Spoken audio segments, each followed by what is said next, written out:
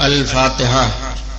قال الله تعالى في شان حبيبه: إن الله وملائكته يصلون على النبي يا أيها الذين آمنوا صلوا عليه وسلموا تسليما. اللهم صل على سيدنا وشفيعنا وحبيبنا ومولانا محمد معدن الجود والكرم وعلى آله وبارك وسلم صلاة وسلام عليك يا رسول الله صلی اللہ تعالی علیہ وسلم. لا الہ الا اللہ محمد رسول اللہ صلی اللہ تعالی علیہ وسلم. الحمدللہ الحمدللہ رب العالمین.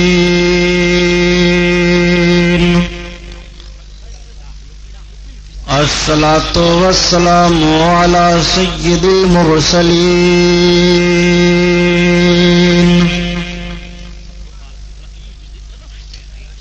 وعلى آله الطاهرين وأصحابه المطهرين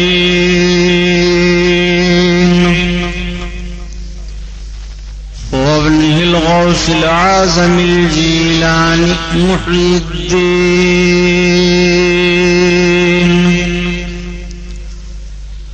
وأهل بيته أجمعين. أما بعد، فأعوذ بالله من الشيطان الرجيم. بسم الله الرحمن الرحيم. قال الله تعالى في القرآن العظيم والفرقان الحميد: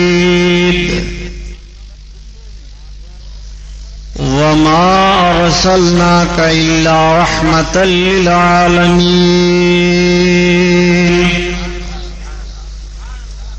صدق الله البصير القدير وصدق رسوله الرشيد النذير والحمد لله رب العالمین.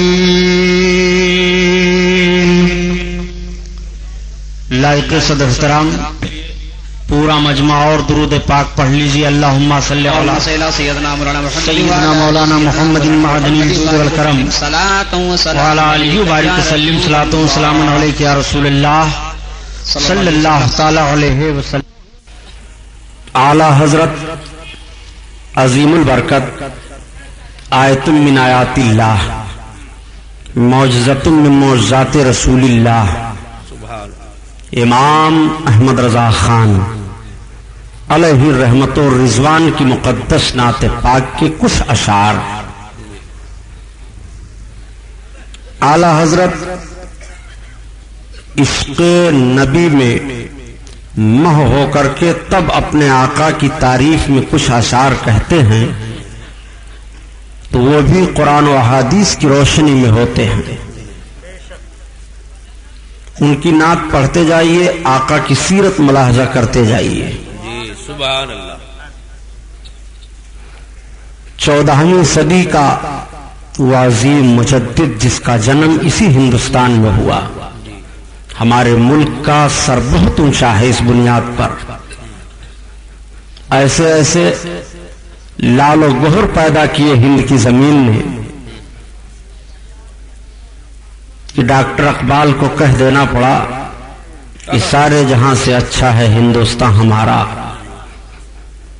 آخر کس بنیاد پر کہا کہ سارے جہاں سے اچھا ہے ہندوستان ہمارا؟ آپ کبھی غور کیجئے. ایسے ایسے لال و گہر دیے ہندوستان کی زمین نے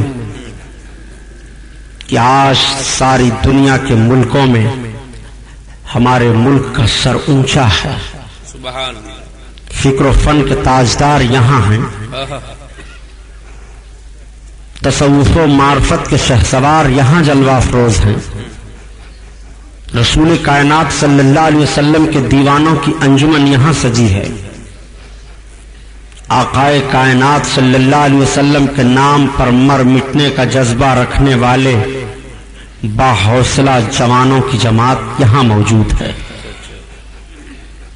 ملک کی آبرو بچانے کے لیے پہاڑوں اور دریاؤں سے ٹکرا جانے کا حوصلہ رکھنے والے یہاں نوجوان موجود ہیں. سارے جہاں سے اچھا ہے ہندوستان ہمارا. آقا کریم صلی اللہ تعالی علیہ وسلم کا یہ دیوانہ جب اپنے آقا کی محبت میں مہ ہو کر کے عرض کرتا ہے یا رسول اللہ زمین و زمان تمہارے لیے مکین و مکان تمہارے لیے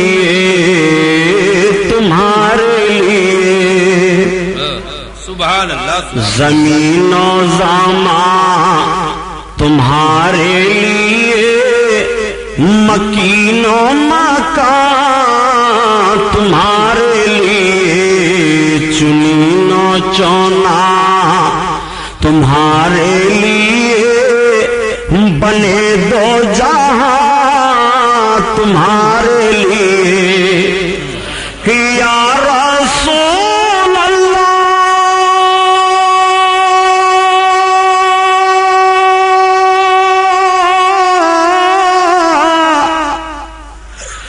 دہن میں زوبا تمہارے لیے بدن میں جان تمہارے لیے ہم آئے یہاں تمہارے لیے اٹھیں بھی وہاں تمہارے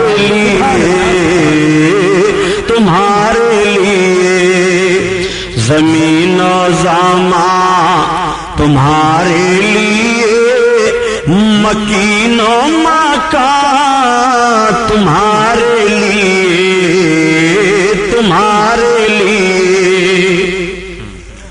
خلیل و نجی مسیح و صفی سبھی سے کہیں نہ بنی. بہت خلیل و ناجی مسیح و صفی سبھی سے کہیں نہ بنی. خلیل و ناجی مسیح و صفی سبھی سے کہیں نہ بنی. یہ بے خبری کی خلق و پھیری کہاں سے کہاں تمہارے لیے زمین و زمان تمہارے لیے مکین و مکان تمہارے لیے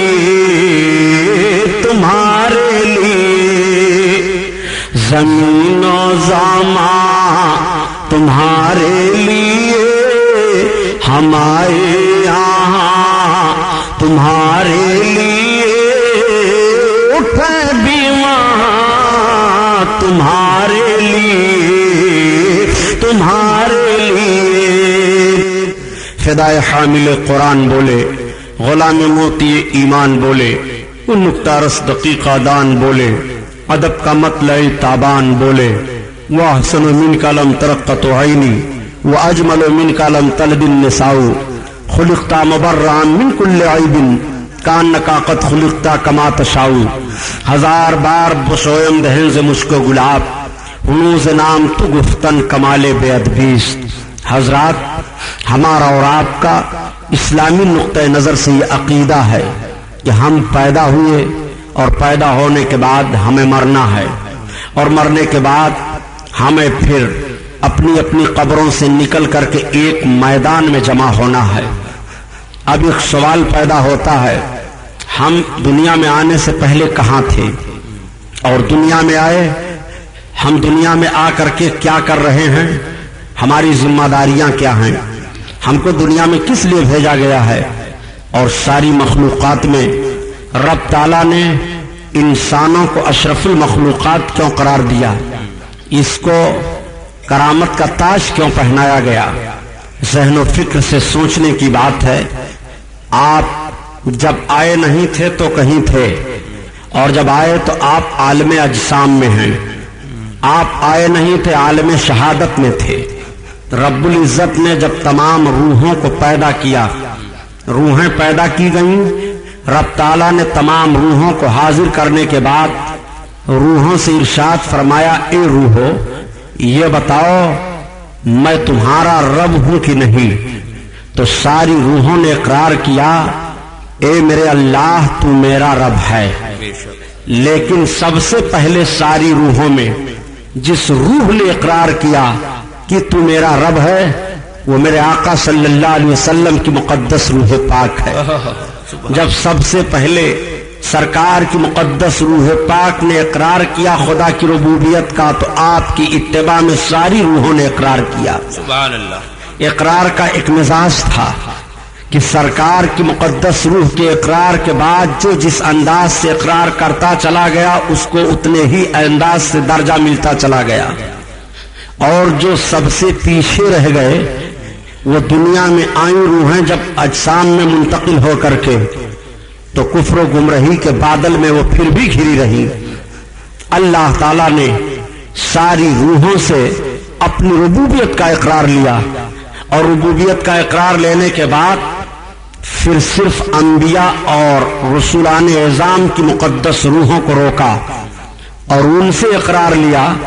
رب نے اپنے محبوب کے تعلق سے اقرار لیا، اے انبیاء اور نبیوں کی روحو یہ میرے محبوب کی مقدس روح ہے، جب یہ دنیا میں جائیں گے تو تم سب کو ان پر ایمان لانا ہے، ان کی حمایت و نصرت کرنی ہے۔ کیا اقرار کرتے ہو؟ تو ساری روحوں نے اقرار کیا، ہاں میرے رب ہم اقرار کر رہے ہیں۔ اللہ نے ارشاد فرمایا، تو اب سنو میں تم سب پر گواہ ہوں، اور ایک دوسرا دوسرے پر گواہ ہو جائے، اور جو اس کے بعد سے پھرے گا حالانکہ رب جانتا ہے تو وہ حد سے گزرنے والوں میں سے ہو جائے گا۔ رب کو علم ہے کہ جو نبی ہوں گے، جو انبیاء کرام میں جن کا شمار ہے، وہ اس وعدہ سے پھرنے والے نہیں ہیں۔ دنیا میں انسانوں کی آمد حضرت آدم علیہ الصلوۃ والتسلیم کے وسیلہ سے شروع ہو گئی، انسان آتے رہے، ان کی ہدایت کے لیے پیغمبر مبعوث ہوتے رہے، سلسلہ چلتا رہا۔ پیغمبروں کا آخری سلسلہ میرے آقا صلی اللہ علیہ وسلم پر آ کر کے ختم ہو جاتا ہے۔ اب آقا کے بعد کوئی نبی نہیں، آقا کے بعد کوئی رسول نہیں۔ آقا کریم نے ارشاد فرمایا، اللہ نبی بعدی، میرے بعد کوئی نبی نہیں ہے، اور قرآن نے اعلان کر دیا، محبوب آپ خاتم النبیین ہو، آپ سارے نبیوں میں سب سے آخر ہو، اب آپ کے بعد کوئی نبی نہیں ہے۔ نبوت کا دروازہ بند ہو گیا، رشد و ہدایت کا کام پھر بھی جاری ہے۔ صحابہ نے عرض کیا تھا ایک موقع پر، یا رسول اللہ آپ کی امت کی ہدایت کے لیے اگر کفر و گمراہی کے بادل پھر برسنے لگائیں تو ہدایت کی ذمہ داریاں کس کے ذمہ ہوں گی؟ آقا نے ارشاد فرمایا، میری امت کے علماء کی ذمہ داریاں ہوں گی۔ اسی موقع پر آقا نے ارشاد فرمایا تھا، العلماء امتی کا انبیاء بنی اسرائیل، میری امت کے علماء بنی اسرائیل کے نبیوں کے مظہر ہیں خدمت دین میں۔ آقا کریم صلی اللہ تعالی علیہ وسلم کا اعلان ملاحظہ فرمائیے، انسانوں کی تعداد کا شمار نہیں ہے، پیدا ہوئے پیدا ہوتے رہیں گے۔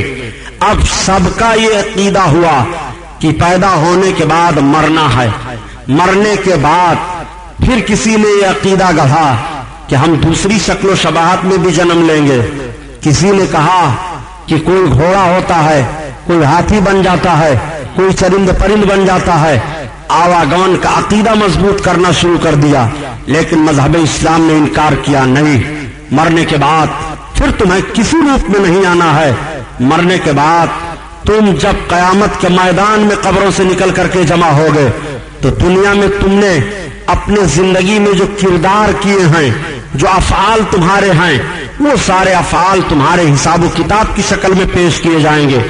تمہارے دنیا کی ساری کمائی وہاں رکھی جائے گی، اور اس حساب و کتاب کی بنیاد پر تمہارا سارا معاملہ تمہارے سامنے ہو کر کے تمہارے لیے فیصلہ ہو جائے گا کہ اب تمہارا راستہ کدھر ہے، تم جنتی ہو کہ دوزخی ہو۔ یہ تو ٹھیک ہے، سارا معاملہ ہوگا، لیکن ایک سوال پیدا ہوتا ہے، میرے مولا قیامت کی ضرورت کیا تھی؟ جیسے دنیا میں بندے آئے، تو نے پیدا کیا، تجھے علم ہے، تو جانتا ہے میرا بندہ کتنا اچھا عمل کرے گا، کتنا برا کرے گا، کون جنتی ہے کون جہنمی ہے۔ یہ میزان قائم کرنے کی ضرورت کیا ہے؟ پل صراط سے گزارنے کی ضرورت کیا ہے؟ یہ قیامت کے میدان میں سب کو اکٹھا کرنے کی ضرورت کیا ہے؟ مولا حساب و کتاب کرنے کی ضرورت کیا ہے؟ الہ العالمین کیا تو نہیں جانتا ہے کہ تیرے بندوں کے کتنے اعمال اچھے ہیں اور کتنے اعمال برے ہیں؟ تیرا کون بندہ جنتی کون جہنمی ہے؟ یہ سارا پروگرام بنانے کی ضرورت کیا ہے؟ تو اب آؤ ذرا ذہن و فکر پر زور دے کر کے پھر اعلی حضرت کا شعر پڑھ لو۔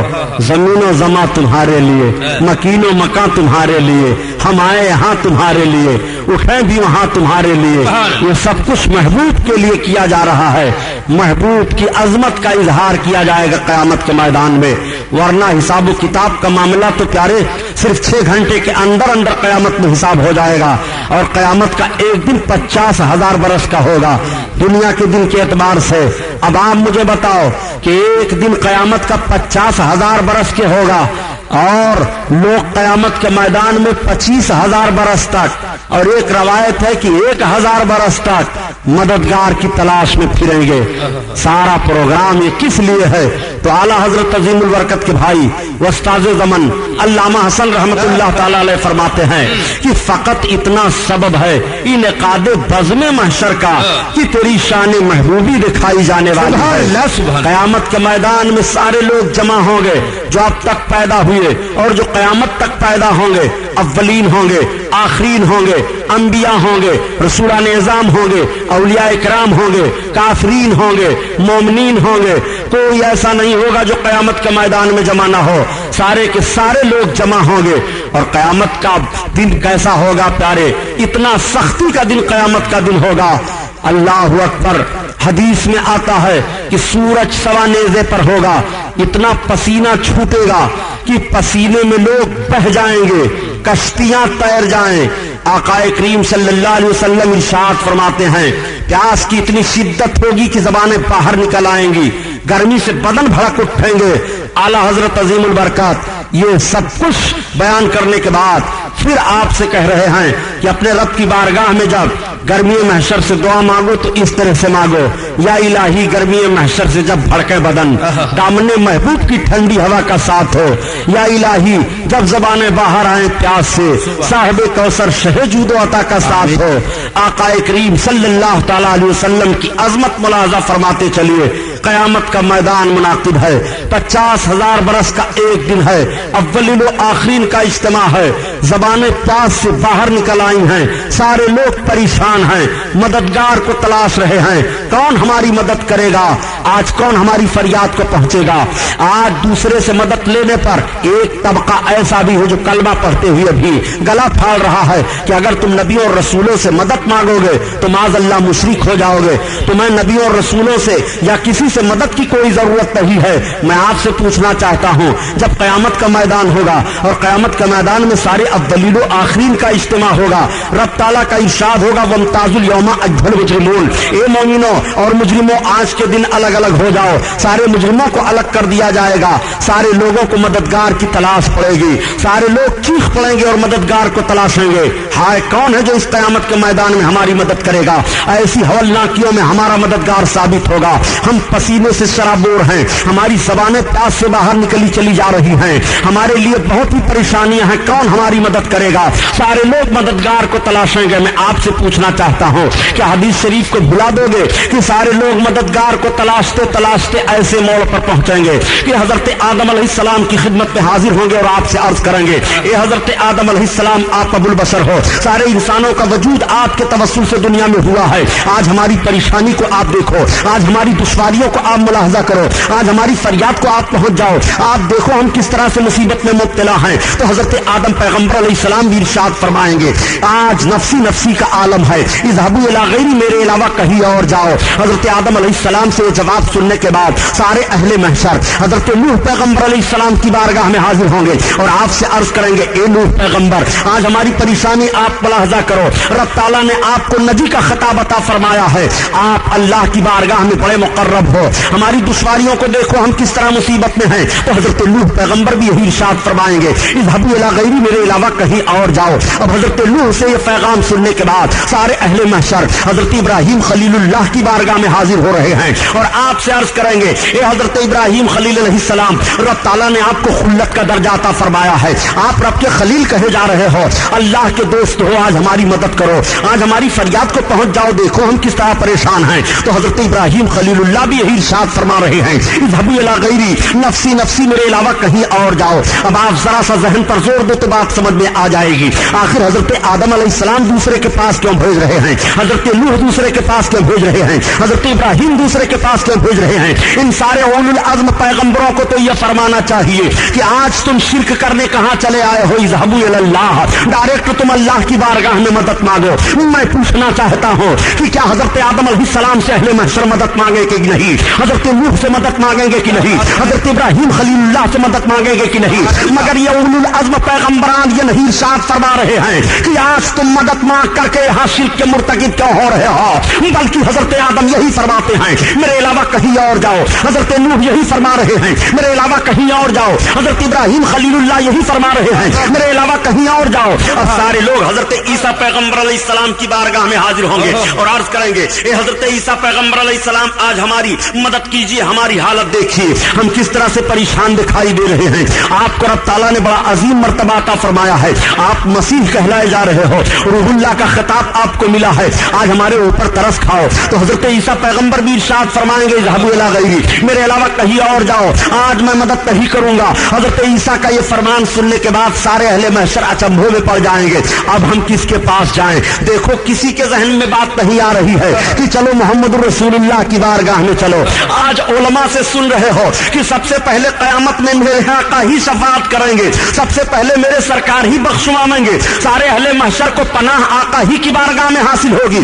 मगर सारे लोगों के जहन से बात निकल गई है. अल्लाह ताला ने सारे लोगों के जहन फिक्र से इस बात को मोह फरमा दिया है. मुहद्दिसीन अपनी किताबों में इस हदीस को लिख रहे हैं, मुफक्किरीन बयान कर रहे हैं, खुतबा अपने खताबत में बयान कर रहे हैं, अइम्मा अपनी मस्जिदों में बयान कर रहे हैं, उलमा अपने बयान में बयान कर रहे हैं, सारे लोग बयान दे रहे हैं. लेकिन क़यामत के मैदान में जब मदद मांगने की बारी आई है तो अब सरकार दो आलम सल्लल्लाहु अलैहि वसल्लम की बारगाह में डायरेक्ट पहुंचा जाए. सारे लोगों के जहन से ये बात निकल गई है, सब भूले हुए हैं. अब हजरत ईसा अलैहिस्सलाम से फरियाद करेंगे, हजरत ईसा अलैहिस्सलाम से अर्ज करेंगे, हुजूर अब बताइए हम जाएं कहां, कौन हमारी मदद करने वाला है क़यामत के मैदान में, आखिर हमारी मदद कहां होगी, हमारी फरियाद को कौन पहुंचेगा. हजरत आदम की बारगाह से हम होकर के आ रहे हैं, हजरत नूह के पास से भी होकर आ रहे हैं, हजरत इब्राहिम खलीलुल्लाह के पास से भी होकर के आ रहे हैं, अब बताइए हमारे लिए कौन सी जगह है. तब हजरत ईसा अलैहिस्सलाम इरशाद फरमाएंगे, इज़हबू इला मुहम्मद सल्लल्लाहु अलैहि वसल्लम, चलो तुम सबके सब मोहम्मद अलैहिस्सलाम की बारगाह में चलो.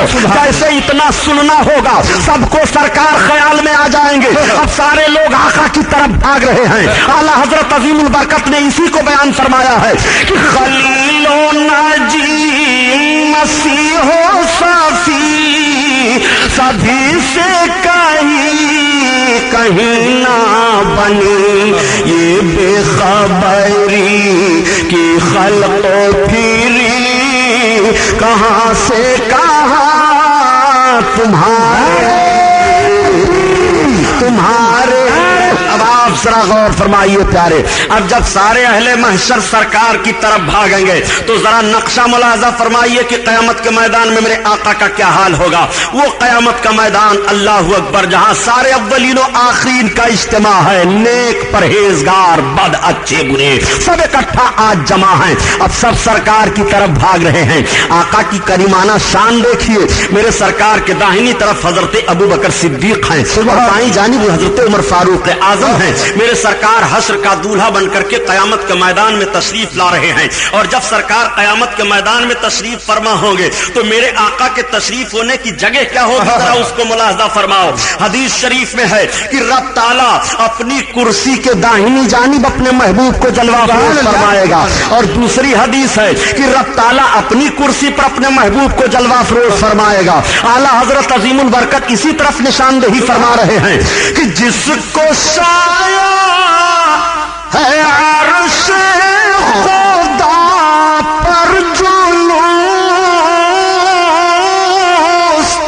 है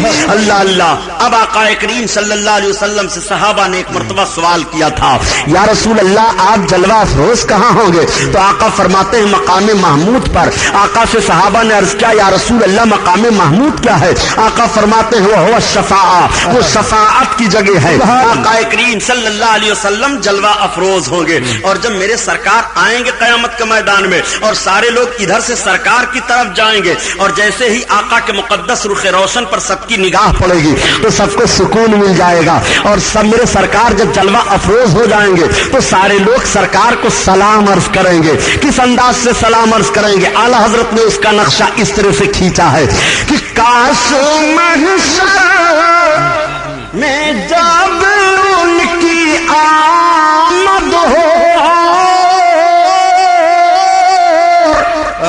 بھیجے سب ان کے شوکت پہ لاکھوں سلام، لاکھوں سلام، نعرے تکبیر۔ سب سرکار کو سلام عرض کر رہے ہیں۔ آج سلام پر بہت چڑھا جا رہا ہے، قیامت کے میدان میں تمہیں کھڑے ہو کر کے سلام بھیجنا پڑے گا نبی پر، آج کھڑے ہو کر سلام پڑھنے سے چڑھ رہے ہو۔ میرے آقا صلی اللہ تعالیٰ علیہ وسلم جلوہ افروز ہیں۔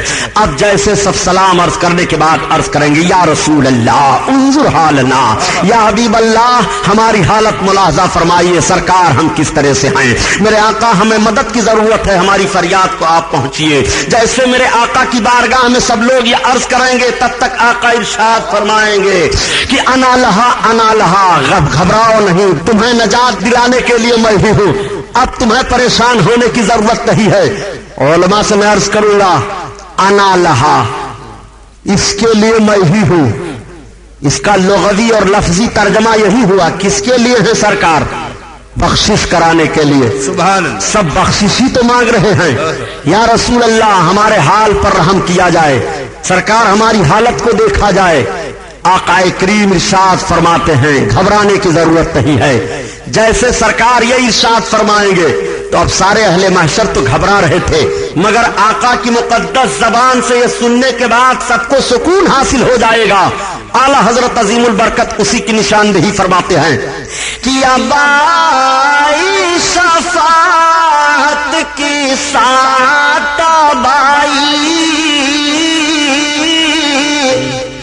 ذرا چین لے میرے گھبرانے والے، گھبرانے والے، اب بخشش کا وقت آ گیا ہے، تمہیں گھبرانے کی ضرورت نہیں ہے۔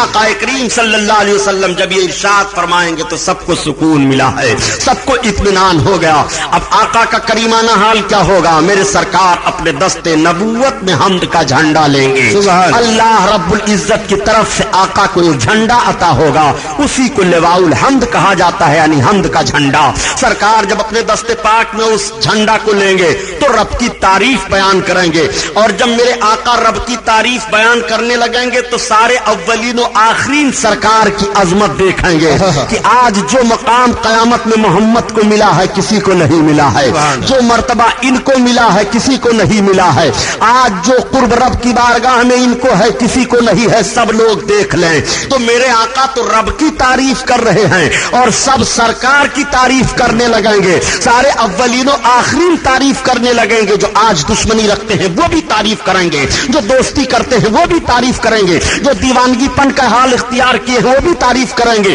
اور جو عداوت میں جلے بھنے جا رہے ہیں وہ بھی تعریف کریں گے۔ سارے لوگ قیامت کے میدان میں آقا کی تعریف کرنے لگیں گے، سبحان اللہ، سب لوگ سرکار کی تعریف کرنے لگیں گے اور ایسے انداز سے تعریف کریں گے اللہ اللہ۔ میرے آقا کی مقدس شان تو یہ ہے کہ میرے سرکار اپنا سر سجدہ میں رکھ کر کے رب کی عبادت کر رہے ہیں، 7 دن 7 رات۔ قیامت میں میرے آقا کا سر سجدہ میں ہوگا، آقا کریم صلی اللہ علیہ وسلم سے رب کا فرمان ہوگا محبوب سر کو اٹھاؤ، یا محمد ارفع راس کا، محمد اپنے سر کو اٹھاؤ، اور آقا کریم صلی اللہ علیہ وسلم کے لیے 3 جملہ رب کی طرف سے ارشاد ہوگا محمد کہو تمہاری بات سنی جائے گی، اور تم بخشش چاہو جس کی اس کو بخشا جائے گا، اور پھر اللہ کا آخری پیغام یہ ہوگا کہ تم جو مانگو تمہیں عطا کیا جائے گا۔ تین جملہ میرے آقا کے لیے قیامت کے میدان میں رب کی طرف سے اعلان ہوگا، محمد کہو تمہاری بات سنی جائے گی،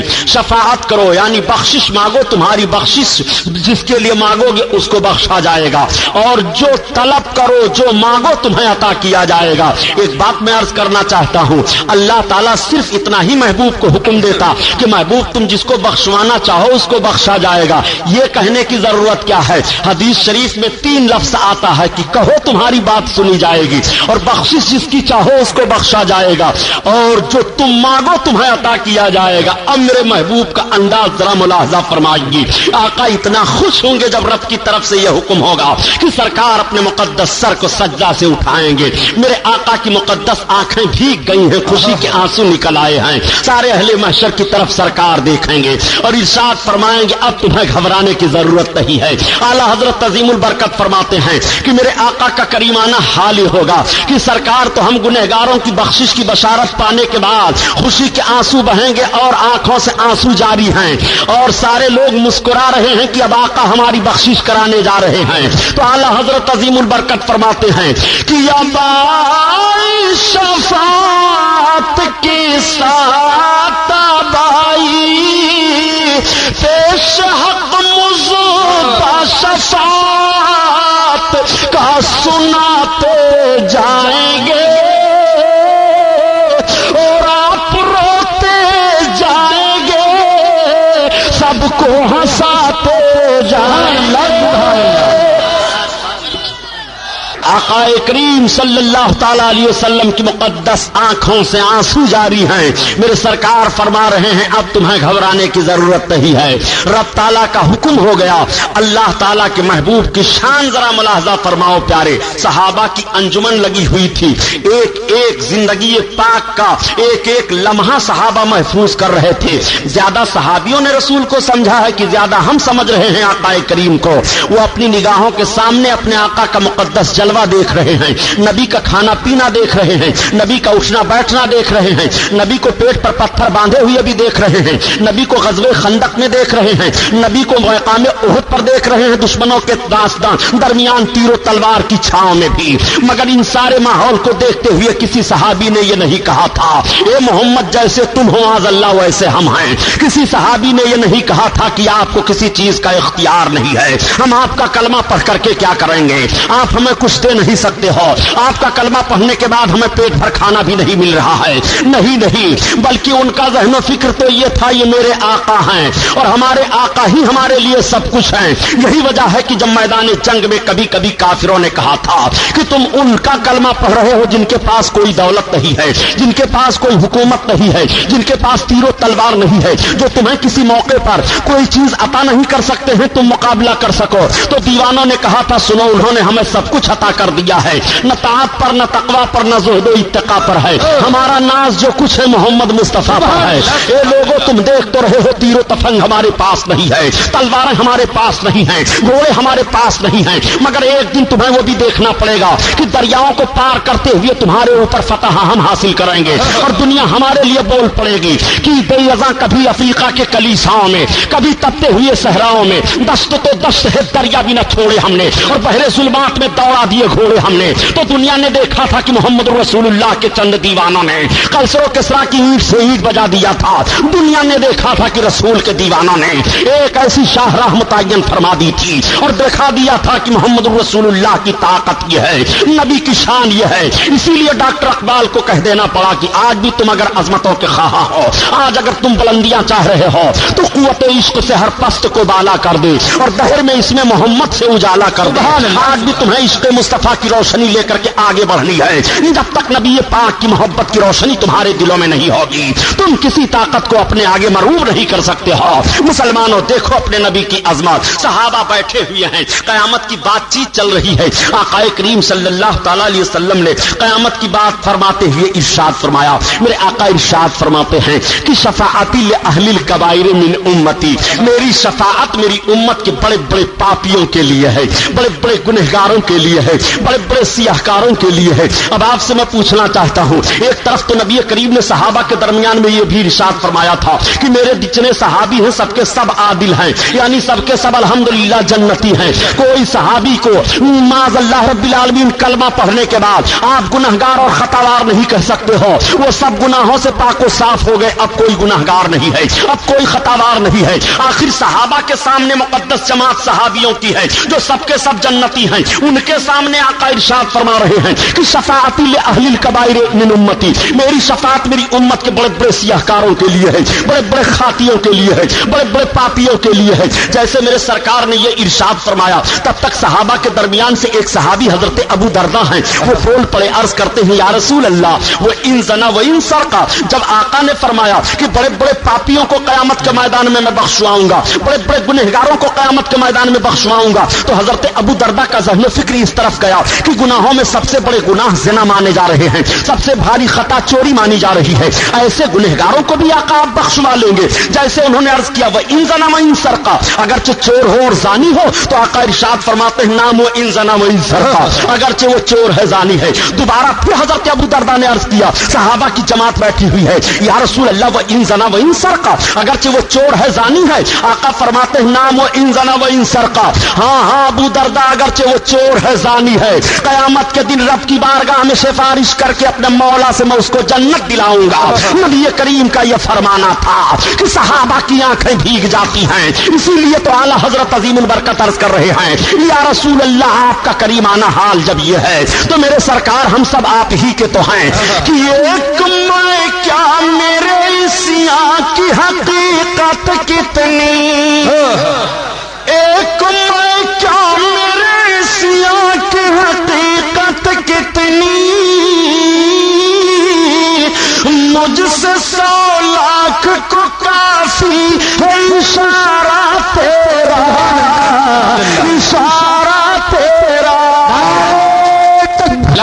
اور معنویت کے اعتبار سے یہ شعر ہے، بد سہی چور سہی مجرم ناکار سہی، بد سہی چور سہی مجرم ناکار سہی، اے وہ کیسا ہی سہی ہے تو کریمہ تیرا، کریمہ تیرا۔ اللہ اللہ، میں ایک بات عرض کروں گا، اے گنہگارو، اے مسلمانوں، آپ یہ بتاؤ قیامت کی ہولناکیوں میں آپ کے لیے سہارا کون بنا ہے؟ قیامت میں آپ کی مغفرت کی ضمانت کون لے رہا ہے؟ آپ کے گناہوں کے بلبوتے کا معاملہ آپ کے سر ہے، لیکن آپ کے گناہوں کی بنیاد پر بھی آپ کو مایوس کس کے دربار سے نہیں کیا جا رہا ہے؟ آپ کو کہنا پڑے گا محمد الرسول اللہ صلی اللہ تعالی علیہ وسلم، اس نبی کا کلمہ پڑھ رہے ہو جس نبی کی عظمت کا حال یہ ہے۔ جب میرے سرکار نے یہ ارشاد فرمایا تو صحابہ کی آنکھیں بھیگ گئیں، آنسو بہ رہے ہیں۔ آقا نے ارشاد فرمایا شفاعتی لأہل الذنوب من امتی، میری شفاعت میری گناہگار امت کے لیے ہے۔ آقا کریم صلی اللہ علیہ وسلم نے ارشاد فرمایا تھا، صحابہ بیٹھے تھے، اے میرے صحابہ کیا تم یہ سمجھ رہے ہو کہ میں قیامت کے دن پرہیزگاروں کو شفاعت کر کے جنت دلاؤں گا؟ تو صحابہ نے عرض کیا ہاں یا رسول اللہ ہم تو یہی سمجھ رہے ہیں۔ آقا ارشاد فرماتے ہیں، علماء سماعت فرمائیں، آقا ارشاد فرماتے ہیں لا لیکن المذنبین الخطائین، نہیں بلکہ میری شفاعت میرے گنہگار پاپیوں امتیوں کے لیے ہے، میری شفاعت میری امت کے خطا کاروں کے لیے ہے۔ اسی موقع پر میرے سرکار نے ارشاد فرمایا اے پاپیوں خاطیوں، تم اللہ کی رحمت سے نہ امید نہ ہو۔ پاپی رو رہا تھا، ہچکیاں لے رہا تھا، سسکیاں لے رہا تھا کہ گناہ مجھ سے ہو گئے، ان گناہوں کی سزا ہم کیسے بھگتیں گے؟ مگر دیکھو رب کی رحمت تمہیں پکار رہی ہے۔ مجرم سوچ رہا تھا کہ اب سزا ہوگی، اب ہم سزا پائیں گے، مگر رب کی رحمت نے آواز دے دی نہیں نہ تمہارے لیے سزا ہے، نہ پرسی سے محبوب کا اشارہ ہو گیا ہے، محبوب کی انگلی اٹھ گئی ہے۔ آقا کریم صلی اللہ تعالی علیہ وسلم جلوہ افروز ہیں، صحابہ کی انجمن لگی ہوئی ہے، قیامت کی بات چل رہی ہے۔ یا رسول اللہ قیامت میں تو بڑی بھیڑ بھاڑ ہوگی، سرکار قیامت میں اتنا بڑا مجمع ہوگا، ہم آپ کو کہاں ڈھونڈیں گے؟ اب ذرا آپ غور فرمائیے، آقا کریم صلی اللہ تعالی علیہ وسلم سے قریب ہونا چاہتے ہو قیامت میں تو تمہیں درود شریف کثرت سے پڑھنا چاہیے۔ صحابہ نے پوچھا تھا یا رسول اللہ قیامت میں آپ کے قریب کون ہوگا؟ تو آقا ارشاد فرماتے ہیں جو مجھ پر کثرت سے درود پڑھا کرتا ہے وہ قیامت میں میرے زیادہ قریب ہوگا۔ یا رسول اللہ اور کون قریب ہوگا آپ سے؟ آقا فرماتے ہیں جو کسی یتیم پر شفقت کرتا ہے اس کے اور میرے درمیان میں صرف اتنا فاصلہ رہے گا، 2 انگلیوں کا اشارہ آپ فرما رہے ہیں۔ یا رسول اللہ اور کون قریب ہوگا آپ کے قیامت میں؟ میرے آقا ارشاد فرماتے ہیں اور وہ لوگ قریب ہوں گے جو انصاف کرنے والے ہیں، وہ لوگ قریب ہوں گے مجھ سے جو تجارت سچی سچی کرنے والے ہیں۔ آقا کریم صلی اللہ علیہ وسلم نے کئی لوگوں کی طرف وضاحت کرتے ہوئے ارشاد فرمایا کہ قیامت کے دن یہ مجھ سے قریب ہوں گے۔ حضرت عائشہ صدیقہ ام المومنین یا حضرت انس بن مالک رضی اللہ تعالیٰ عنہ ہیں، دونوں روایتیں پائی جا رہی ہیں۔ سوال کر دیتے ہیں یا رسول اللہ قیامت میں اتنی بھیڑ بھاڑ ہوگی ہم آپ کو کہاں پائیں گے؟ تو آقا نے ارشاد فرمایا کہ میزان عمل پر مجھ کو ڈھونڈ لینا، جہاں میرے امتیوں کے اعمال تولے جا رہے ہوں گے وہاں میں رہوں گا۔ عرض کرتے ہیں یا رسول اللہ وہاں نہ پاؤں؟ آقا فرماتے ہیں پل صراط کے کنارے ڈھونڈ لینا کہ جب جہنم کے پشت پر رب تعالیٰ پل صراط کو قائم کرے گا، وہ پل صراط جو بال سے زیادہ باریک تلوار سے زیادہ ایک پل ہے، جہنم کے پشت پر وہ رکھ دیا جائے گا اور اسی پر سے ہم کو اور آپ کو گزرنا ہوگا۔ آپ سے میں پوچھنا چاہتا ہوں گناہوں کی بل بنیاد پر کیسے اب گزرو گے اس پل صراط سے؟ اس پل صراط سے ڈرو جو تلوار سے زیادہ تیز ہے اور بال سے زیادہ باریک ہے، اس پر سے گزر کر کے جانا ہے۔ اس پل کو رب تعالیٰ جہنم کے پشت پر قائم فرمائے گا۔ اے مسلمانوں اس سے گزر کر کے تمہیں جنت میں جانا ہے۔ اللہ خیر فرمائے اپنے حبیب کے صدقے میں۔ آقا کریم صلی اللہ علیہ وسلم فرماتے ہیں مجھ کو اس کے کنارے ڈھونڈ لینا۔ صحابہ نے عرض کیا یا رسول اللہ وہاں بھی آپ نہ ملیں؟ آقا ارشاد فرماتے ہیں کہ حوض کوثر پر ڈھونڈ لینا۔ صحابہ نے عرض کیا یا رسول اللہ وہاں بھی آپ نہ ملیں؟ آقا فرماتے ہیں میرے ملنے کی یہی 3 جگہیں ہیں، یا تو میں حوض کوثر پر ملوں گا اپنے امتیوں کو اور قیامت میں پیاسے لوگوں کو جام عطا کرتا ہوا، یا میزان عمل پر جب ان کے اعمال تولے جا رہے ہوں گے تو وہاں ان کو بچاتا ہوا ملوں گا، یا تو جب پل صراط سے گزریں گے تو پل صراط کے کنارے رب کی بارگاہ میں سلامتی کی دعا مانگتے ہوئے ملوں گا۔ میرے ملنے کی یہی 3 جگہیں ہیں۔ نبی کونین صلی اللہ علیہ وسلم نے ساری وضاحت بیان فرما دی ہے۔ اب آپ ذرا ملاحظہ کرتے چلیے پیارے، آقا کا کریمانہ حال قیامت کے میدان میں کیا ہوگا؟ سارے لوگ کھڑے ہیں، اللہ کے حبیب اپنے سر مقدس کو سجدہ سے اٹھاتے ہیں، خوش ہیں اور خوشی کے آنسو نگاہ نبوت سے جاری ہیں۔ رب کی بارگاہ میں عرض کرتے ہیں اے میرے مولا یہ سب تیرے گنہگار بندے ہیں، پروردگار ان کا حساب و کتاب جلد لے لے۔ جیسے آقا یہ عرض کریں گے رب کی بارگاہ میں، اب میزان قائم کر دیا گیا، پل صراط پر جہنم کے پشت پر پل صراط کو لگا دیا گیا۔ سارے لوگ عرض کریں گے یا رسول اللہ ہماری زبانیں پیاس سے باہر نکل آئی ہیں، میرے آقا ہمیں کچھ مل جائے پینے کے لیے۔ قیامت میں کون پانی اور ہوگا؟ حوض کوثر وہ محبوب کے قبضہ میں ہوگا۔ آج کتنے نادان ہیں وہ لوگ جو محبوب کے اختیار پر حملہ کیا کرتے ہیں اور کہتے ہیں نبی کو کوئی اختیار نہیں ہے۔ میں کہتا ہوں اگر تمہاری زبان سے یہ جملہ نکلا تو تمہارے ایمان کا جنازہ نکل گیا۔ تو نبی کا اختیار دیکھنا چاہتا ہے تو قیامت کے میدان میں نبی کا اختیار دیکھ لے۔ قیامت کے میدان میں میرے آقا کے قبضہ میں حوض کوثر ہے، رب تعالیٰ نے کوثر اپنے محبوب کے قبضہ اور اختیار میں دے دیا ہے۔ محبوب کوثر کی طرف اشارہ کریں گے تو کوثر سے پیالے بھر بھر کر کے اڑائیں گے اور سارے امتیوں کے ہاتھ میں پہنچ جائیں گے، وہ پیاسے رہیں گے پی لیں گے۔ اسی لیے اعلیٰ حضرت عظیم البرکت رب کی بارگاہ میں دعا مانگتے ہیں الہی جب زمانے باہر آئیں پیاس سے صاحب کوثر شہ جود و عطا کا ساتھ ہو۔ میرے آقا کوثر کے مالک ہیں، امتیوں کو جام عطا کر رہے ہیں۔ سارے لوگ عرض کریں گے یا رسول اللہ ہم پریشانی میں مبتلا ہیں، یا رسول اللہ پسینے میں شرابور ہیں، شدت کی گرمی پڑ رہی ہے۔ آقا اپنے زلف معمبری کو کھول دیں گے، نبی کی زلفیں قیامت کے میدان میں لہرائیں گی کہ سایہ پھیل جائے گا اور اس سایہ میں سارے لوگوں کو سکون مل جائے گا، محشر کی تپش سے سب محفوظ ہو جائیں گے۔ اعلیٰ حضرت عظیم البرکت عاشق رسول نے اسی طرف اشارہ کیا کہ ہم گنہگاروں کو یا رب تپش محشر میں، سبحان اللہ، ہم سیاہ کاروں پہ یا رب تپش محشر میں، سایہ افغن ہو تیرے پیارے کے پیارے گیسو، سایہ افغن ہو تیرے پیارے کے پیارے گیسو، آقا کریم صلی اللہ علیہ وسلم رب کی بارگاہ میں عرض کریں گے میرے مولا جلد حساب و کتاب لے لے. میزان قائم کر دیا گیا. اب سب لوگ لائے جا رہے ہیں. میزان ہو رہا ہے, میزان پر چڑھایا جا رہا ہے. اب آپ ذرا غور کرو میزان پر کیوں آپ کو چڑھایا جائے گا؟ آپ کی نیکیاں اور برائیاں میزان عمل پر تولی جائیں گی. آپ اس فکر میں ہو پیارے کہ ہم چاہیں جو کرتے چلے جائیں, رب تعالیٰ نہیں دیکھ رہا ہے. خدا کی قسم تمہارے دلوں کے راز کو رب جان رہا ہے, اور تمہارے ہی لیے تمہارے دونوں کندھے پر دو فرشتے متعین کیے گئے ہیں جو تمہاری نیکیاں اور برائیاں لکھ رہے ہیں. قیامت کے میدان میں تمہاری نیکیاں تولی جا رہی ہیں, اچھائی تولی جا رہی ہے, اور برائیوں کو وزن کیا جا رہا ہے. وہاں کا ترازو کا حال یہ ہوگا کہ نیکی کا پلہ اوپر جائے گا, برائی کا نیچے آئے گا. مجرموں کو چڑھایا جا رہا ہے. کچھ تو ایسے ٹھہریں گے جن کو نیکیاں ہی نیکیاں ہیں, مگر کچھ ایسے بھی سیاہکار ہوں گے, کچھ ایسے بھی ہم جیسے ناکارہ ہوں گے. جب میزان عمل پر چڑھایا جائے گا تو صرف برائیاں ہی برائیاں ہیں, نیکیوں کا پتہ ہی نہیں. اب وہ گنہگار چیخ پڑے گا اور رونے لگے گا, نگاہیں اس کی جھک جائیں گی شرم و ندامت سے. یا رسول اللہ اب خبر لو, یا حبیب اللہ اب ہمیں جہنم سے بچاؤ. یا رسول اللہ ہمارا جرم ہمارے سامنے ہے, میرے آقا کون آپ کے سوا ہے جو مدد کرے گا؟ اعلیٰ حضرت کے بھائی استاد زمن علامہ حسن رحمت اللہ تعالی علیہ فرماتے ہیں کہ قیامت کے میدان کا حال یہ ہوگا کہ کوئی نبی کو میزان پر پکار رہا ہے, کوئی حوض کوثر کے پاس پکار رہا ہے, کوئی پلسرات کے قریب پکار رہا ہے, اور آقا کا کریمانہ حال ہوگا کہ سب کی مدد فرما رہے ہیں. جب سرکار کو آواز دی جائے گی تو اس کا نقشہ وستاد زمن نے اس حیثیت سے کھینچا ہے کہ کسی طرف سے صدا آئے گی حضور آؤ, نہیں تو دم غریبوں کا فیصلہ ہوگا. امر آقا صلی اللہ علیہ وسلم جلوہ افروز ہوں گے, ارشاد فرمائیں گے اللہ کے فرشتوں کیا بات ہے, یا رسول اللہ یہ آپ کا امتی ہے, ابھی اس کا میزان کیا گیا مگر اس کے پاس اتنی نیکیاں نہیں ہیں کہ یہ جنت میں جا سکے.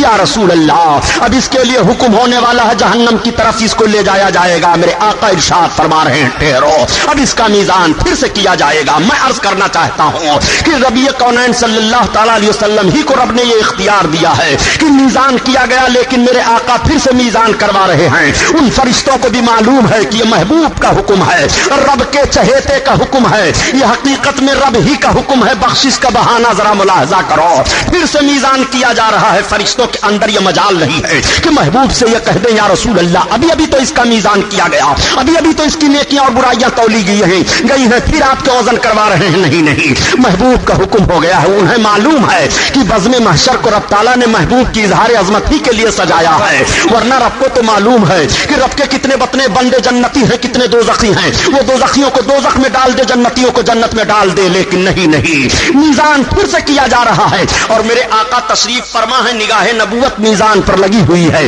اب دیکھ رہے ہیں فرشتے کہ وہی جس مجرم کا جرم تولا گیا تھا تو جرم ہی جرم تھا, اب وزن کیا جا رہا ہے تو نیکیاں ہی نیکیاں پائی جا رہی ہیں. فرشتے حیران ہو جاتے ہیں, یا رسول اللہ ابھی معاملہ کیا ہوا؟ آقا ارشاد فرماتے ہیں کہ یہ محبت سے مجھ پر درود پڑھا کرتا تھا, اس درود کو میں نے اس کے نام عمل میں ڈال دیا.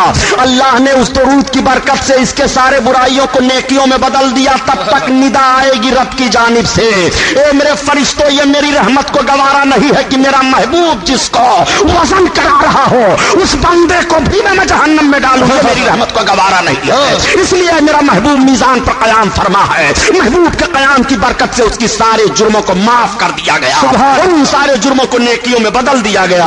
اللہ اب کوئی پکار رہا ہے, یا رسول اللہ ہماری خبر لیجئے. اے میرے سرکار آقا کریم صلی اللہ تعالی علیہ وسلم کو ایک دوسرا مجرم پکارے گا. مجرم کا نام عمل اس کے سامنے رکھا گیا ہے, سارا دفتر سامنے ہے. یہ تیرے کالے کرتوت ہیں جو تو یہ سمجھ رہا تھا کہ میرے کام کو کوئی نہیں دیکھ رہا ہے, یہ سارے تیرے کالے کرتوت ہیں, تیری نگاہوں کے سامنے ہیں. رب تعالیٰ قرآن میں بیان فرماتا ہے, وَمَن يَعْمَلْ مِثْقَالَ ذَرَّةٍ خَيْرًا يَرَهُ وَمَن يَعْمَلْ مِثْقَالَ ذَرَّةٍ شَرًّا يَرَهُ. تم ذرہ برابر نیکی کرو گے وہ بھی قیامت میں دیکھ رہے ہو, اور جو تم ذرہ برابر گناہ کرو گے وہ بھی قیامت میں دیکھو گے. اے مسلمانوں تمہارے ذرے ذرے نیکیوں کا علم رب کو ہے, قیامت میں دکھایا جائے گا, اور تمہارا سارا گناہ تمہارے سامنے کھول کر رکھ دیا جائے گا. جب گناہ کا دفتر کھلے گا تو بندہ ندامت سے اپنی نگاہوں کو جھکا کر کے رونا شروع کرے گا, یا رسول اللہ اب کون ہے جو ہمیں رسوائی سے بچائے, یا حبیب اللہ ہمیں کون ہے جو قیامت کا میدان میں ذلت سے بچائے. اے میرے آقا مجھ سے بڑا جرم ہوا سرکار, हमारी मदद करो। आका की बारगाह में फरियाद पेश करेगा, मेरे आका जलवा अफरोज हैं, क्या बात है फरिश्तों, या रसूल अल्लाह, ये आपका उम्मती है, इतना बड़ा मुजरिम है, इसके सारे करतूत हैं, सरकार मुलाहजा फरमा लीजिए आप इसके नामे अमल को। आका इरशाद फरमाएंगे, फरिश्तों इसके नामे अमल को समेट दो। जैसे मेरे सरकार फरमाएंगे अमल नामा बंद कर देंगे फरिश्ते। आला हजरत अजीमुल बरकत इसी तरफ इशारा फरमाते हैं कि उस है खुदा ने दामने महबूब को, और जुर्म खुलते जाएंगे आका छुपाते जाएंगे। जुर्म खुलते जाएंगे आका छुपाते जाएंगे। ये किसकी अजमत है? उस नबी की सीरत सुन रहे हो जिसका वकार रब की बारगाह में यह है। जरा उनसे भी नबी की सीरत सुन लो जो किताबों में लिख गए कि नबी को दीवार के पीछे का इल्म नहीं है। माज़अल्लाह। ये नजद की हराम खोर औलादें हिंदुस्तान में नहूसत फैला रही हैं। न तुम सदमे हमें देते, न फरियाद हम करते, न खुलते राजे सरबस्ता, न रुसवाइयां होती। तुम नबी की वो सीरत पेश कर रहे हो कि मुसलमान सुने तो सोचने लगे कि हम उस नबी का कलमा पढ़ रहे हैं जिनको कोई इख्तियार नहीं है, जो हमारे कुछ काम नहीं आ सकते हैं। माज़अल्लाह, अपने नबी की अजमत देखो, ये क़यामत का मैदान है। आका करीम सल्लल्लाहु ताला अलैहि वसल्लम का हुक्म होगा, अल्लाह के फरिश्तों फिर से इसका मीज़ान करो। फिर से मीज़ान किया जा रहा है। मेरे आका ने कोई टुकड़ा दस्ते नबूवत में लिया और हाथ डाल दिया मीज़ान में। उस टुकड़े का पढ़ना होगा कि नेकियां ही नेकियां हैं, बुराइयां खत्म हो गई। फरिश्ते अर्ज करेंगे, या रसूल अल्लाह ये मामला क्या है? आका फरमाते हैं, इसने मोहब्बत से मुझ पर दुरूद पढ़ा था। नूर के फरिश्ते ने नूर के कागज पर नूर के कलम से नोट कर लिया था, मेरी बारगाह में पेश कर दिया था। वो मैंने इस दिन के लिए इसके लिए महफूज रखा था, वही है। अब आप जरा गौर फरमाओ कि आका करीम सल्लल्लाहु ताला अलैहि वसल्लम किस किस अंदाज से तुम्हारे काम आ रहे हैं। अल्लाह के हबीब सल्लल्लाहु ताला अलैहि वसल्लम को इत्तला दी जाएगी, या रसूल अल्लाह अब आपकी उम्मत पुल सिरात से गुजर रही है। जब पुल सिरात से गुजरने का मामला होगा, मेरे सरकार की मोहब्बत देखो हम गुनहगारों से। मेरे आका तेज रफ्तार चल करके पुल सिरात के किनारे पहुंचेंगे और आका के आंखों से आंसू जारी है, रब की बारगाह में अर्ज कर रहे हैं, रब्बे सल्लिम रब्बे सल्लिम, मेरे परवरदिगार सलामती अता फरमा, मौला सलामती अता फरमा, मेरी उम्मत गुजर रही है, मौला सलामती अता फरमा, मेरी उम्मत गुजर रही है। आका करीम सल्लल्लाहु ताला अलैहि वसल्लम जब इस तरह से दुआ मांगते हैं तो आला हजरत अजीमुल बरकत इश्क के मैदान के धनी हैं। वो अर्ज करते हैं, या रसूल अल्लाह जब आप पुल सिरात के किनारे कयाम फरमा हो और हम गुलामों का गुजर हो, तो अब हम पुल सिरात से गुजरते हुए डरेंगे नहीं, बल्कि अब तो हम पुल सिरात से मचलते हुए गुजरेंगे। राजा पुल से अब वजद करते गुजरिए, सुभान अल्लाह, पुल से अब वजद करते गुजरिए कि हाय रब सल्लम सदाए मोहम्मद, सदाए मोहम्मद सल्लल्लाहु ताला अलैहि वसल्लम। इस्लामिया कैसेट कंपनी मालेगांव की जानिब से अकायद व अमाल को संवारने वाली बेहतरीन कैसेट है।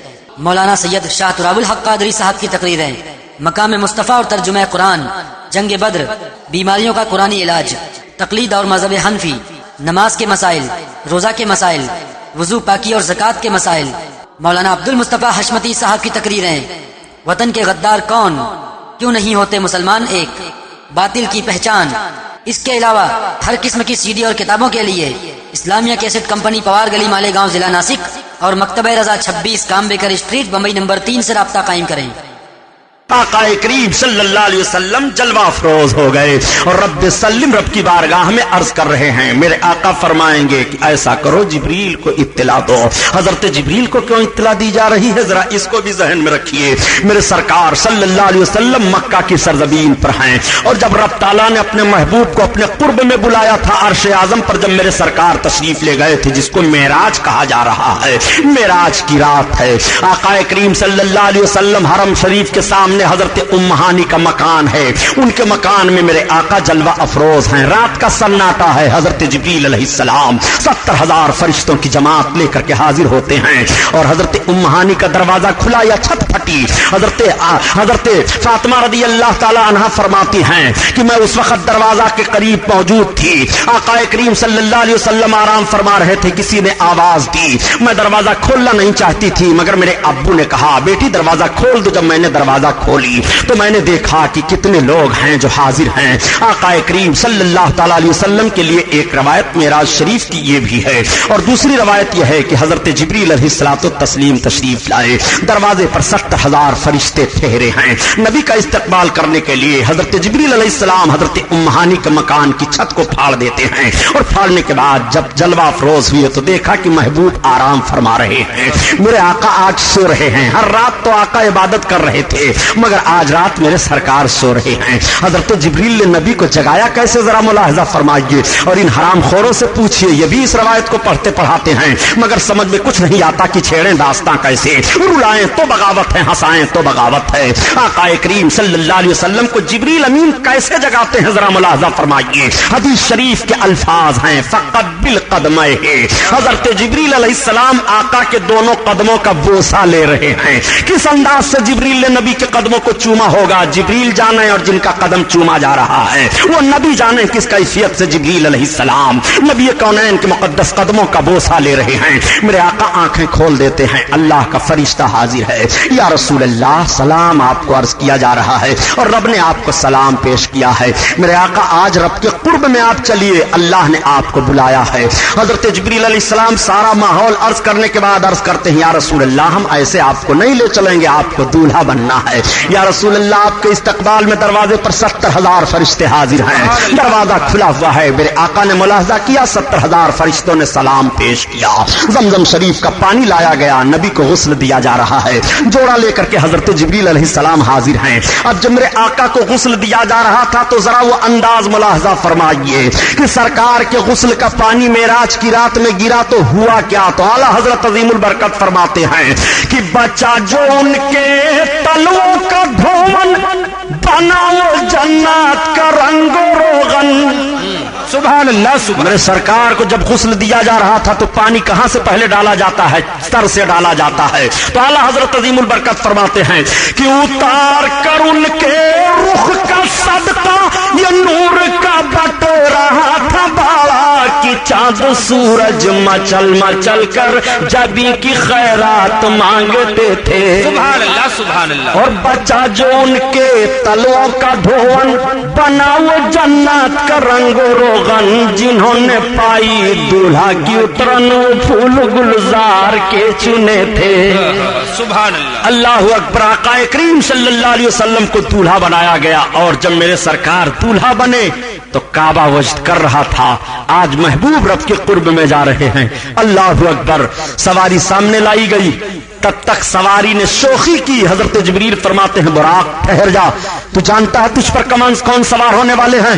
یہ امام الانبیاء ہیں، سید المرسلین ہیں۔ براق نے عرض کیا اے سید الملائکہ میں گستاخی کی بنیاد پر شوخی نہیں کر رہا ہوں بلکہ میری ایک آرزو ہے کہ آج رب کے قرب میں محبوب جا رہے ہیں اور جس طرح سے مجھ کو سواری ہونے کا شرف بخش رہے ہیں، اے سید الملائکہ میری ایک تمنا ہے آقا کی بارگاہ میں میری طرف سے آپ عرض کر دیں کہ کل قیامت کے میدان میں سرکار جب حشر کا دولہا بن کر کے اور جنت میں تشریف لے جانے لگے تو مجھے کو سواری ہونے کا شرف۔ سبحان اللہ سبحان اللہ۔ صرف یہی میری تمنا ہے۔ تب تک حضرت جبریل نے عرض کیا یا رسول اللہ آپ سن رہے ہیں براق کیا کہہ رہا ہے؟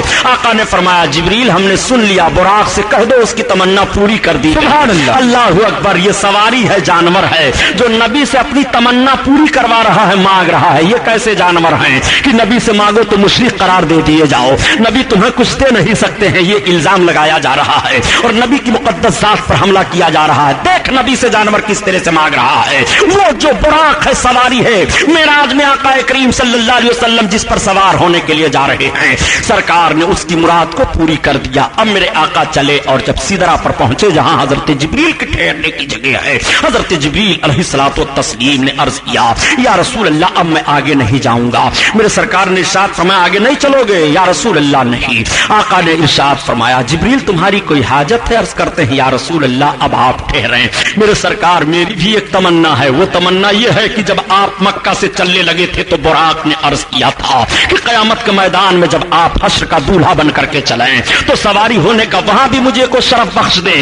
या रसूल अल्लाह मेरी तमन्ना यह है कि कयामत के मैदान में जब पुलसिरात से आपकी उम्मत गुजरे तो पुलसिरात पर आपकी उम्मत को गुजरने के लिए मैं अपने पर को फर्श बना दूं।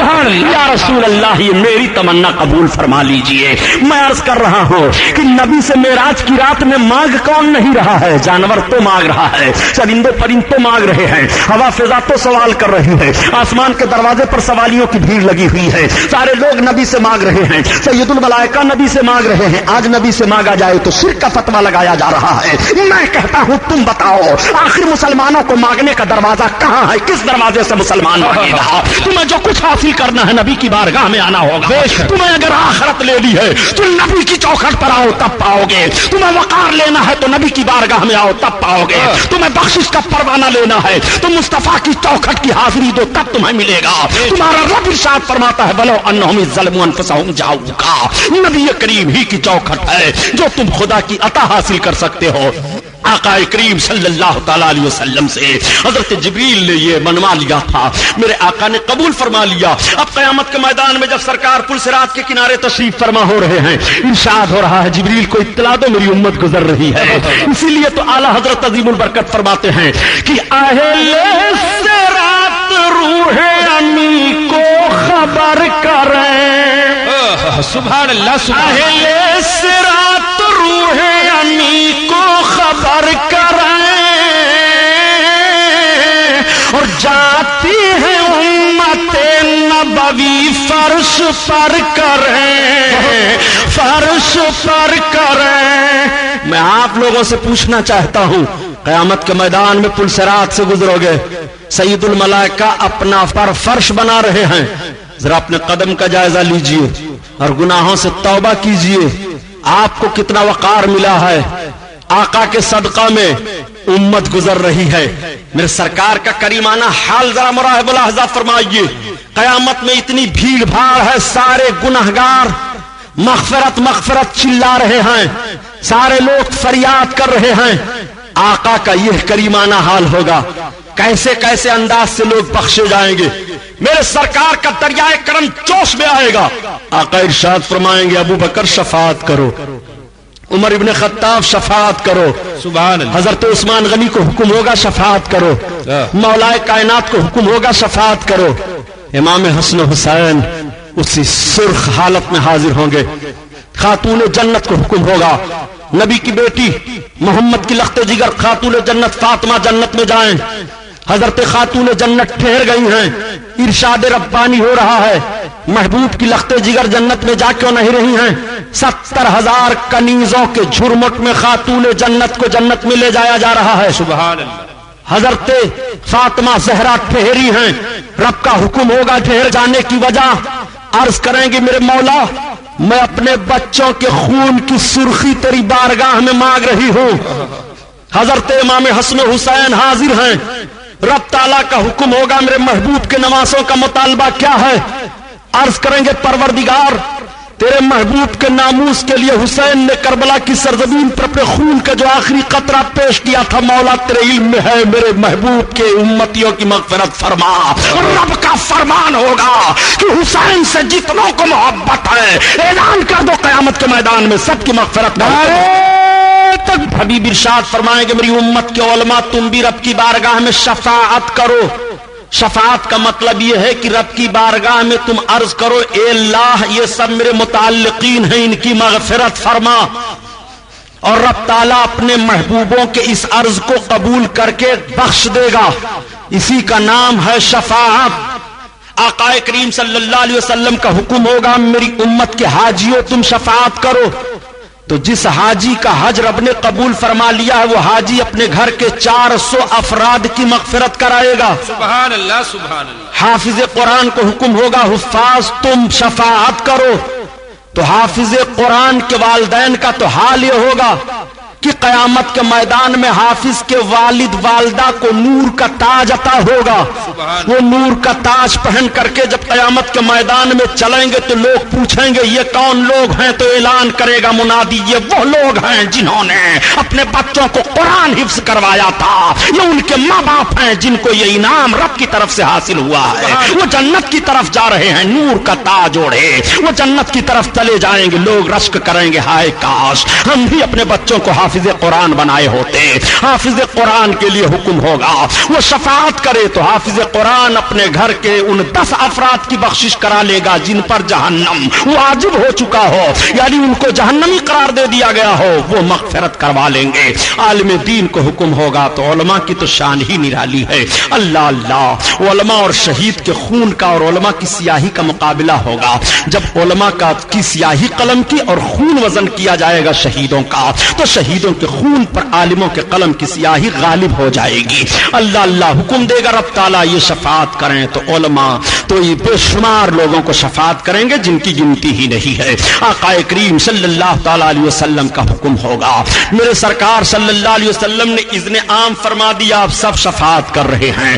غوث اعظم شفاعت کر رہے ہیں، خواجہ غریب نواز شفاعت کر رہے ہیں، امام اعظم شفاعت کر رہے ہیں، امام شافعی شفاعت کر رہے ہیں، امام حنبل شفاعت کر رہے ہیں، امام مالک شفاعت کر رہے ہیں. حنفیوں کی بخشش ہو رہی ہے، شافعیوں کی بخشش ہو رہی ہے، مالکیوں اور حنبلیوں کی بخشش ہو رہی ہے. قادری بخشے جا رہے ہیں، چشتی بخشے جا رہے ہیں، سہروردی بخشے جا رہے ہیں. یہ سارے سلسلے کے لوگ بخشے جا رہے ہیں، ان کی مغفرت ہو رہی ہے. اللہ اللہ آقا کریم صلی اللہ علیہ وسلم نے اعلان کر دیا ایسے ایسے لوگ اب جنت میں جا رہے ہیں. ذرا اپنے آقا کی عظمت ملاحظہ فرما لو. جنتیوں کی ایک ٹیم جنت میں جا رہی ہے اور ایک ٹیم کے لیے حکم ہو جائے گا کہ یہ جہنم میں جائیں تو اس کے سامنے سے جنتی لوگ گزریں گے. تب تک جہنمی جنتی کا دامن تھام لے گا، روک دے گا، ٹھہر جاؤ. جنتی رک جائے گا. مجھے پہچانتے ہو؟ حدیث شریف کے الفاظ یہ ہیں اما تعریف نہیں کیا تو مجھے جانتا ہے؟ وہ کہے گا ہاں میں پہچانتا ہوں. کہو کیا کہنا چاہتے ہو؟ وہ کہے گا انا الذی وهبت لك وضوا، میں نے آپ کو دنیا میں وضو کرنے کے لیے پانی دیا تھا. آج میں اتنا بدعمل ہوں کہ اپنی بدعمالیوں کی بنیاد پر رب تعالیٰ کے قہر و غضب کا سوال میرے اوپر ہو گیا. مجھے کون بچائے گا رب تعالیٰ کے قہر و غضب سے؟ ہم کو جہنم میں جانے کا حکم ہو گیا. ہم جہنمیوں کی فہرست میں کھڑے ہیں. تم جنتی ہو، میں نے تمہارے ساتھ دنیا میں یہ کام کیا تھا، اس کا بدلہ ہمیں دے دو. وہ ٹھہرا ہوا ہے. دوسرا جہنمی پکڑ لے گا جنتی کو. مولانا فاروق، مولانا عبدالحقیق صاحب ٹھہرو، مجھے پہچانتے ہو؟ ہاں کہو کیا بات ہے؟ انا الذی سقیتہ شربتا، میں نے آپ کو پانی پلایا تھا دنیا میں، آپ مجھ کو اس کا بدلہ دے دیجئے. یہ جنتی بندے ٹھہرے ہوئے ہیں. رب کا حکم ہوگا میرے بندے جنت میں جاتے کیوں نہیں ہو؟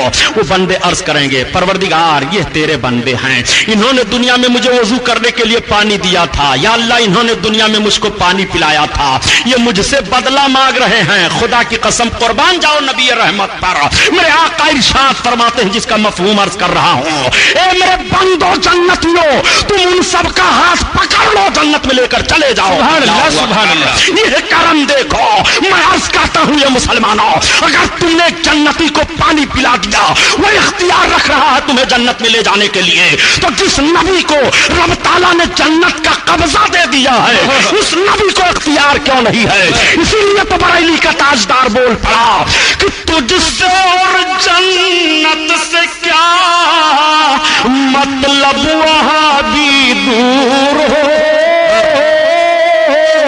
تم سے اور جنت سے کیا مطلب منافق دور ہو، ہم رسول اللہ کے جنت رسول اللہ کی. اور کیسے لوگ اس دن بخشوائیں گے؟ ذرا یہ ملاحظہ کر لو. حضرت عائشہ صدیقہ ام المومنین کی عظمت کون نہیں جانتا ہے؟ عورتوں نے آقا کی بارگاہ میں عرض کیا یا رسول اللہ مردوں کی بھیڑ آپ کے پاس زیادہ ہو جاتی ہے. یا رسول اللہ ہم عورتیں مردوں کی بھیڑ کی بنیاد پر آپ کے قریب نہیں ہو پاتی، ہمیں دین کی باتیں سننے کو نہیں ملتی ہیں. یا رسول اللہ ہمارا جلسہ آپ الگ متعین فرما دیں. اللہ کے حبیب نے قبول فرما لیا. عورتوں کا جلسہ ہوا، سرکار تشریف لے گئے، میرے آقا خطبہ دینے لگے. آقا ارشاد فرماتے ہیں کہ جس عورت کے بچے مر گئے ہوں، کچے بچے، وہ قیامت میں اپنے ماں باپ کی شفاعت کر کے جنت دلائیں گے. وہ بچہ رب کی بارگاہ میں اپنے ماں باپ کی بخشش کے لیے جھگڑے گا. علماء فرماتے ہیں جھگڑنے کا مطلب وہ مچلے گا، وہ عرض کرے گا میرے مولا میرے باپ کو بخش، میری ماں کو بخش، تب میں جنت میں جاؤں گا. اور وہ مچل مچل کر عرض کرے گا. رب تعالیٰ اس بچے کے مچلنے کو قبول فرمائے گا، اس کے والدین کی بخشش فرما دے گا. حضرت ام المومنین عائشہ صدیقہ عرض کرتے ہیں یا رسول اللہ، اور جس کا ایک بچہ مرا ہو، آقا فرماتے ہو ایک بچہ اپنے ماں باپ کی بخشش کرائے گا. تب تک وہی حضرت ام المومنین عرض کرتی ہے یا رسول اللہ، اور جس عورت کے کوئی بچہ ہی نہ ہو، آقا فرماتے ہیں اس کی بخشش میں کراؤں گا. سبحان اللہ سبحان اللہ. سلام اس پر کہ جس نے فضل کے موتی بکھیرے ہیں.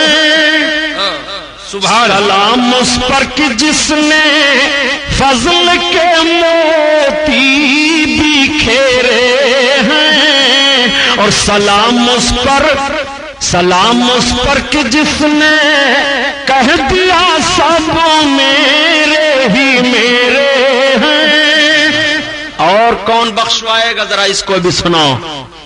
قرآن کی تلاوت کیا کرو، مسجدوں میں جایا کرو، مسجدیں تعمیر ہوں تو اپنے حسب وسعت حصہ لیا کرو.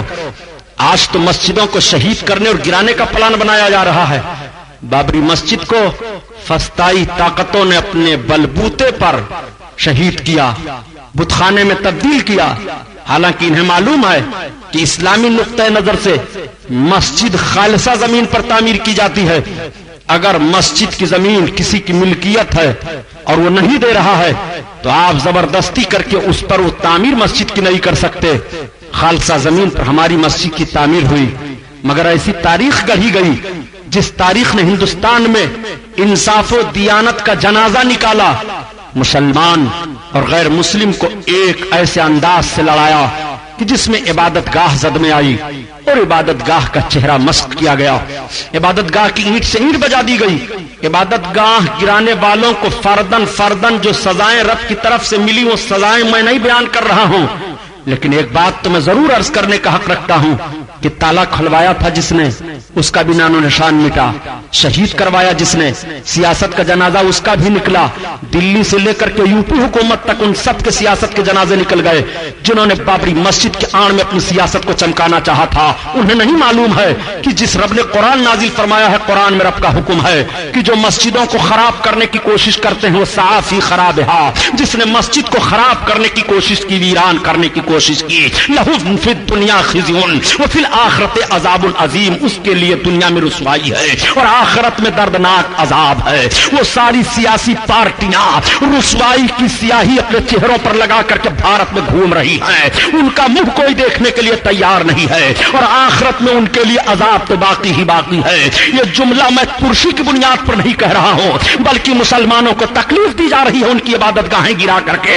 اور سن لو، بھارت کی سرزمین ہو چاہے دنیا کا کوئی بھی ملک ہو، جس ملک میں بھی عبادت گاہوں کو نقصان پہنچایا گیا ہے وہ ملک امن و امان کے ماحول میں نہیں رہ پایا ہے. لوگ پریشان رہ گئے ہیں. عبادت گاہیں رب کی عبادت کے لیے بنائی گئی ہیں، تمہیں گرانے کے لیے نہیں بنائی گئی ہیں. آج مسجدوں کو پھونکا جا رہا ہے، آج مسجدوں کو جلایا جا رہا ہے. ایک قوم مسلم آج اس اسٹیج سے میں آپ کو اس منبر سے پیغام دے دینا چاہتا ہوں کہ اب بھی تمہیں سجدہ کرنے کا وقت نہیں آیا، اب بھی تمہیں کیا قرآن پڑھنے کا وقت نہیں آیا ہے، اب بھی تمہیں کیا متحد ہو کر کے کاندھے سے کاندھا ملا کر کے رسول کا عشق اپنے دل میں لے کر کے آگے بڑھنے کا وقت نہیں آیا ہے. اب بھی تم جماعتوں میں بکھرے رہو گے، اب بھی تم رسول اللہ کی عظمت کا کھلواڑ بناؤ گے. آؤ دیکھو دیکھو میں تمہیں بتاتا چلوں. گزشتہ سال اگست کا مہینہ لے لو، گزشتہ سال اگست کے مہینے میں آپ نے ایک اعلان سنا ہوگا جو پوری دنیا میں اعلان ہوا تھا کہ ترکی میں ایک بہت بڑا زلزلہ آیا. اس زلزلے میں نہ جانے کتنے لاکھ انسان ترکستان میں یعنی ترکی میں ہلاک ہو گئے. کیا آپ نے اس تبصرے کو جانا کیسے آیا، اس زلزلے کو جانا کیسے آیا تھا؟ اس پر آپ نے کچھ تنقید اور تبصرے کی بنیاد پر ریسرچ کیا کہ نہیں؟ سنو، سنو، آج اعلان ہو رہا ہے، آج رسالوں میں وہ سارے ماحول آ رہے ہیں، آج کتابیں اس کے تعلق سے منظر عام پر آ گئی ہیں کہ ترکی کا گزشتہ سال اگست کے مہینے میں زلزلہ کیوں آیا تھا۔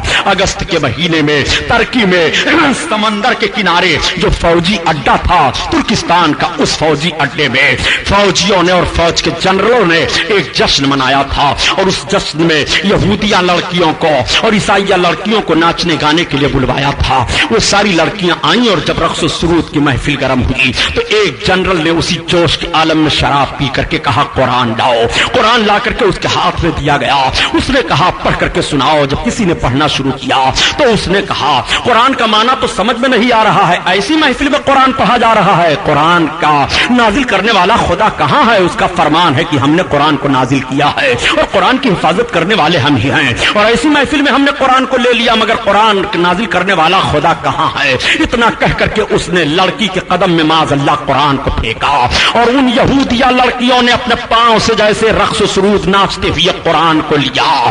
تو بتانے والا بتا رہا ہے کہ سمندر پھٹ گیا اور اس سمندر سے آگ کے شعلے نکلنے لگے، اور وہ ساری محفل، وہ سارے لشکری کہاں تہس نہس ہو گئے کچھ پتا نہیں، صرف اتنا پتا چلا کہ جس زمین پر یہ محفل منعقد تھی اس زمین کو اٹھا کر کے اس سمندر میں جو آگ کا شعلہ نکل رہا تھا اسی آگ کے شعلے میں پھینکا گیا۔ دور سے لوگ دیکھ رہے تھے اور پھر زلزلہ ایسا محسوس ہوا، اس طرح سے آیا کہ سارے کے سارے لوگ وہاں کے ہلاک ہو گئے، سارا ترکی حکومت کا عملہ لگ گیا، مگر آج تک پتا نہیں چل رہا ہے کہ وہ سب کہاں گئے، کس کھیت کے وہ مولی تھے اور کہاں ان کو چرچگ لیا گیا۔ اس طرح سے ان پر عذاب نازل ہوا اور رب کی طرف سے اعلان ہو گیا کہ دیکھ ہم نے قرآن نازل کیا ہے، ہم قرآن کی حفاظت کرنے والے ہیں۔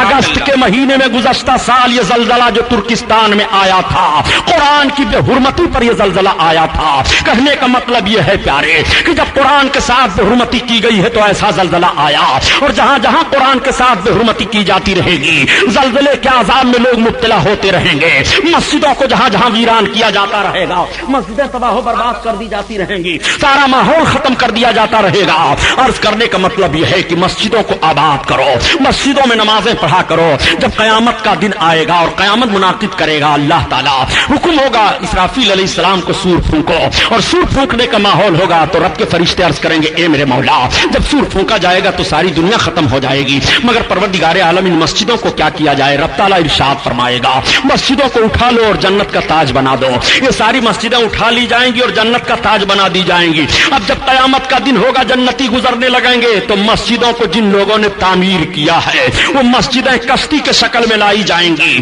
اور ان تعمیر کرنے والے اور نمازیوں کو حکم ہوگا کہ اس کشتی میں سوار ہو جاؤ، اور پوچھ رات سے وہ مسجدیں تمہیں لے کر کے جنت میں پہنچا دیں گی۔ تمہارے لیے جنت کس انداز سے ہے، تمہیں اس ماحول سے گزرنا ہے اور جنت میں جانا ہے، کس کس انداز سے رب تعالیٰ اپنے محبوب کے امتیوں کی مغفرت کر رہا ہے۔ میرے سرکار شفاعت کر رہے ہیں، ایسی عام شفاعت ہو جائے گی پیارے کہ ایک ایک گنہگار تلاش تلاش کر کے بخشے جائیں گے۔ جب اس ماحول کو دیکھیں گے بڑے بڑے پرہیزگار لوگ تو کہہ پڑیں گے اے فلاں گنہگار تو تھوڑا سا گناہ ہم کو دے دے اور ہماری نیکی لے لے، تو وہ گنہگار چونک پڑے گا کہ ارے ایسا معاملہ کیا ہے، ابھی تو کوئی منہ ملانے کے لیے تیار نہیں تھا اور تم اپنی نیکیاں ہمیں دے رہے ہو، ہم سے ہمارا گناہ مانگ رہے ہو۔